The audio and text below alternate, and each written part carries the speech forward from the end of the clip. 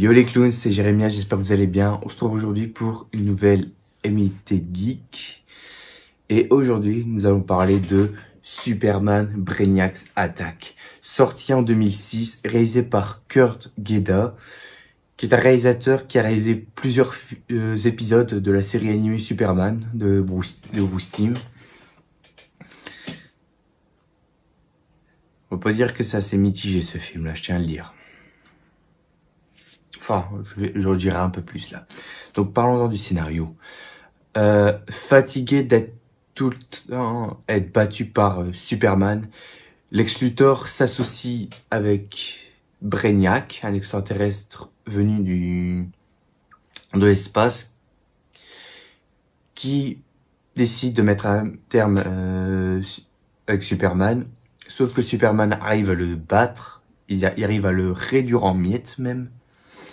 Et Lex Luthor, grâce à cette technologie et tout ça, il a réussi à en faire en sorte à ce que Brainiac soit reconstruit, mais que cette fois, il est devenu un espèce de robot géant qui se met à tout détruire et qu'il est prêt à détruire Metropolis si Superman ne se montre pas. Donc voilà à peu près pour le scénario.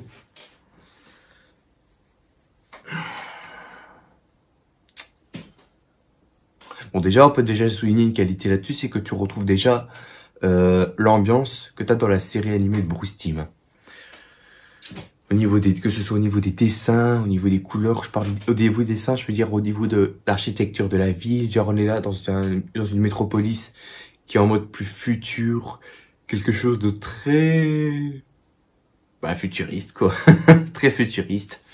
Même au niveau des dessins, au niveau des personnages, que ce soit Superman, Lex Luthor et tout ça, au niveau des dessins, on voit bien les traits et tout ça. On voit que ça ressemble à du Bruce Timm, mais je ne sais pas si Bruce Timm était derrière là-dessus. Je sais pas, si quelqu'un peut me le dire en commentaire si Bruce Timm était dedans, mais bon, moi j'ai un doute là-dessus.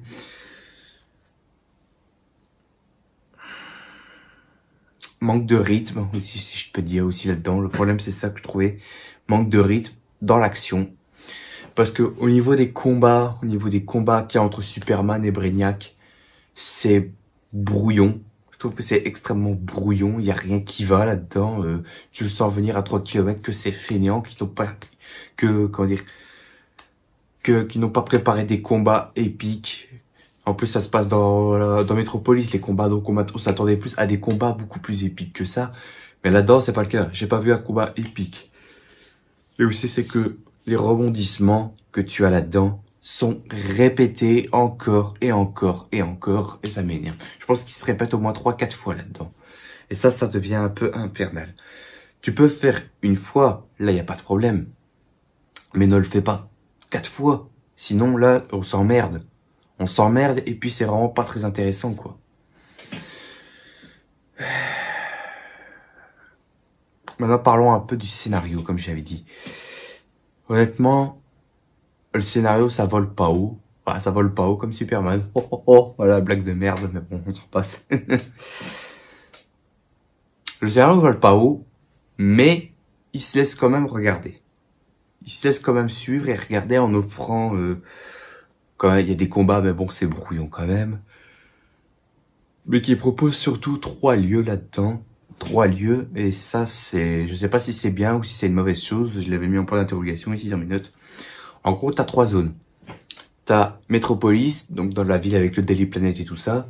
T'as la forteresse de solitude, là où Superman va se réfugier dans la neige, enfin dans les montagnes de neige. Et tu as la zone fantôme, qu'on voit un peu, on voit que c'est une espèce de prison où on enferme les ennemis les plus dangereux de la planète. Ça, je trouvais ça très bien.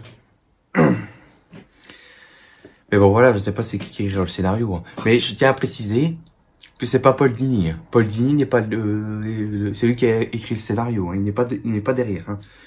Donc ça, c'est vraiment confirmé que Paul Dini n'était pas dedans. Mais je ne sais pas si Bruce Timm était dedans lors de la réalisation au niveau des dessins ou quoi que ce soit. Franchement, j'ai des doutes. Mais bon, le problème, c'est ça avec le scénario, c'est que j'aurais voulu qu'il nous montre un peu plus de décor, parce que là, j'ai l'impression que c'est les mêmes décors que tu vois en boucle et ça devient chiant, franchement. Franchement, il faut le dire, hein, c'est chiant, quoi.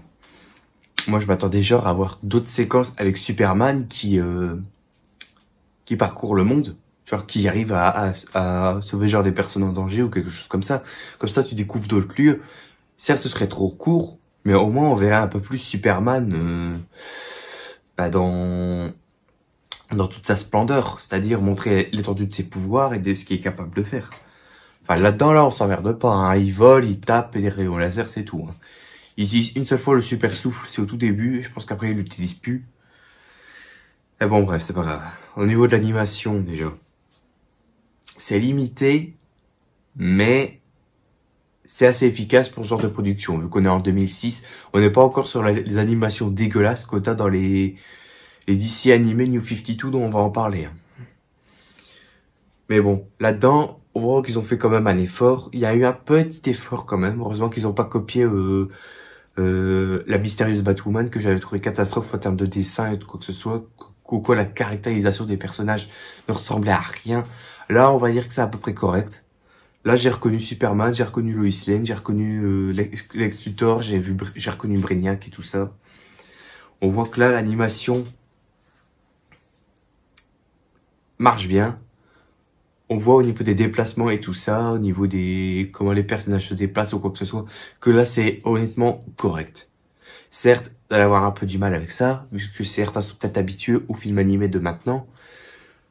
Mais sachez que pour l'époque, ça marchait bien.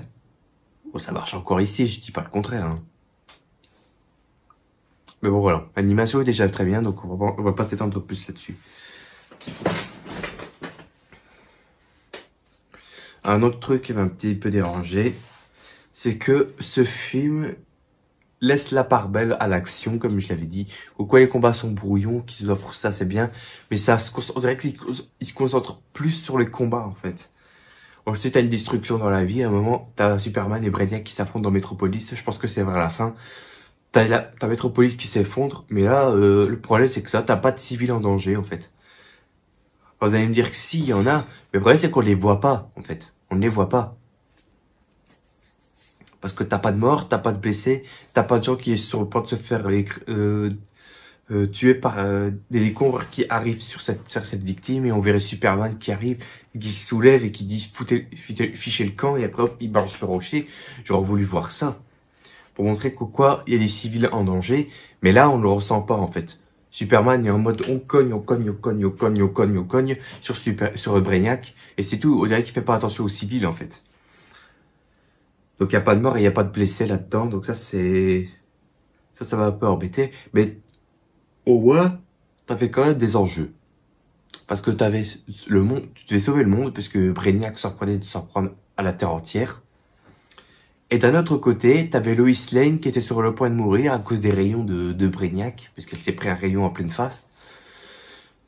Et donc du coup, elle est sur le point de mourir. Superman n'avait d'autre choix que de la sauver, bien évidemment, vu que c'est l'amour de sa vie, hein, après tout, hein. Donc voilà. Je trouve que ça se concentre trop sur l'action. On s'attarde pas vraiment sur le sort des personnages. Je trouve que les personnages sont vraiment mis en second plan. Genre le truc en premier plan que tu vois tout le temps, c'est l'action. L'action. Voilà, tu vois que ça. J'allais revenir tout à l'heure quand je disais que j'aimais bien le design des personnages. Là, comme vous pouvez le voir, là, le design de Superman est réussi pour moi. Pour moi, ça c'est Superman. Brainiac est assez sympa, même si je suis habitué au Brainiac qui a la peau verte. Là, il y a la peau bleue, mais bon, c'est qu'un petit détail que j'aime bien. Lex Luthor, son design était vraiment génial, honnêtement. J'ai beaucoup aimé le design de Lex Luthor. Et je sais pas pourquoi, mais quand je l'ai vu, ça m'a fait penser à Dwayne Johnson, alias The Rock. Je sais pas pourquoi, mais il me fait vraiment penser à ça. Et franchement, j'aurais été curieux de voir Dwayne Johnson en Lex Luthor. Genre, imaginez. Dwayne Johnson en Lex Luthor face au Superman d'Henry Cavill. Ça aurait pas été génial, ça? Moi, je sais pas, j'aurais voulu voir ça, ça aurait été génialissime.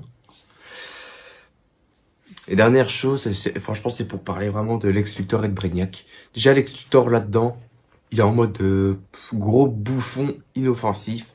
Il pense qu'à sa gueule ou quoi que ce soit, et ça, c'est emmerdant, alors que c'est pas le Lex Luthor que j'ai envie de voir. Heureusement que c'est pas comme le Lex Luthor que tu vois dans Batman vs Superman. Heureusement que c'est pas le même. Non, là, t'as quand même un Lex Luthor qui est quand même là, qui, chef d'entreprise, qui est pas trop de l'ex-corp. Mais le problème, c'est que là, il est vraiment en mode bouffon, genre, il a rien à foutre des autres, quoi que ce soit. Un coup, il est gentil, non, un coup, il est méchant, puis après, il peut être gentil, on est mis en Brainiac, ou quoi que ce soit. Alors que je sais pas, Lex Luthor, de base, il est méchant. Il n'est pas un anti-héros, il n'a pas le cul entre deux chaises. Lex Luthor est un méchant pour moi. C'est comme le Joker. Le Joker, c'est pas un anti-héros, c'était pas un gentil, c'est un méchant. Voilà. Faut respecter. Les méchants ne sont pas des gentils, hein, faut arrêter. Et oui, dernière chose, c'est le look de Brainiac en mode robot, là, que t'as presque tout le long du film. À part au tout début où il est comme ça, mais tout le long du film où il est en mode gros robot et tout ça. J'aime pas son look. Franchement, j'aime pas son look. Parce que, il ressemble à rien. Le robot, là, de Brainiac ne sert vraiment à rien, je trouve, parce que, il se fait péter la gueule facilement par Superman, il arrive à se reformer rapidement. Et le seul truc qui a servi une seule fois à Brainiac, qui a servi une fois mais qui n'a plus servi après, c'est quand il utilise un rayon de kryptonite sur Superman. Il l'a utilisé une fois mais après il ne l'a plus utilisé. Oh! Je sais pas, t'as une kryptonite, comment dire? Quand tu as la kryptonite, tu sais direct que la première chose à faire, c'est de tout le temps l'utiliser contre Superman. Non, lui, il l'utilise une fois, il se dit bon, Superman est mort, et quand il le revoit, hop, il l'utilise même pas. Donc voilà, c'est un peu débile. Donc, pour conclure ça, honnêtement, un dessin animé sympa, vraiment sympa. Honnêtement, je préfère regarder ça que la mystérieuse Batwoman, je le dis, là, je le pense. Je le pense. Même si je ne suis pas fan de Superman, comme je t'ai dit, je ne suis pas fan de Superman. Mais bon, je préfère ça que le film animé que j'avais parlé la dernière fois, qui était Batman, la mystérieuse Batwoman. Je n'avais pas trouvé ça génial. Mais là, on va dire que ça va. Il y a eu un petit effort. Donc honnêtement, je trouve que Superman, Brainiac Attack était très bon. Franchement. Bon, malgré quelques petits soucis que j'avais dit, qui me dérangeaient quand même. Bon, le gros souci, franchement, c'est le scénario qui... Certes, ne tient pas vraiment le coup, mais ça laisse quand même à se regarder, comme j'ai dit. Le scénario est pas top, mais c'est regardable quand même. Donc honnêtement, je peux vous le conseiller, franchement, Superman Brainiac Attack. Si vous n'avez pas encore vu, regardez-le, honnêtement. Il nous offre vraiment quelque chose d'assez particulier. Et puis voilà, quoi. Ah non, j'ai oublié de parler de la musique. Bon, la musique, on va dire que ça va. Il y avait 2-3 thèmes, j'ai l'impression que c'était des variations du thème de Superman de Christopher Reeves. Genre, il y a certaines musiques à un moment où t'as l'impression d'entendre le pou pou le pou pou pou pou poum. Je sais pas, il y a au niveau de la musique, j'ai entendu qu'au il y avait des variations du thème du Superman de Christopher Reeves en fait. J'ai vraiment l'impression qu'il y avait ça en fait, je trouvais ça assez intéressant. Mais après, au niveau des musiques, on dirait qu'on est sur de la trompette ou quoi que ce soit, ou sur du jazz et tout ça. Donc, il y a 2-3 musiques que c'est bien, et une ou deux où c'est des musiques d'accompagnement qui me dérangent un peu, mais bon, c'est pas grave.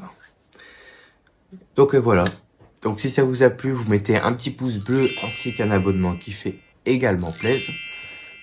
Et on se retrouvera très prochainement pour de nouvelles vidéos. Donc, demain, lundi, je ne sais pas qu'est-ce que je vais faire comme vidéo. Mais bon, on verra par la suite. Donc de toute façon, on a le temps, après tout, hein. Moi j'ai le temps. Voilà. Allez, sur ce, moi je vous dis à la prochaine. N'oubliez pas le big smile qui fait plaisir. Profitez de votre vie car elle est importante et il ne faut surtout pas la gâcher. Évidemment. Allez, à plus tout le monde. Salut.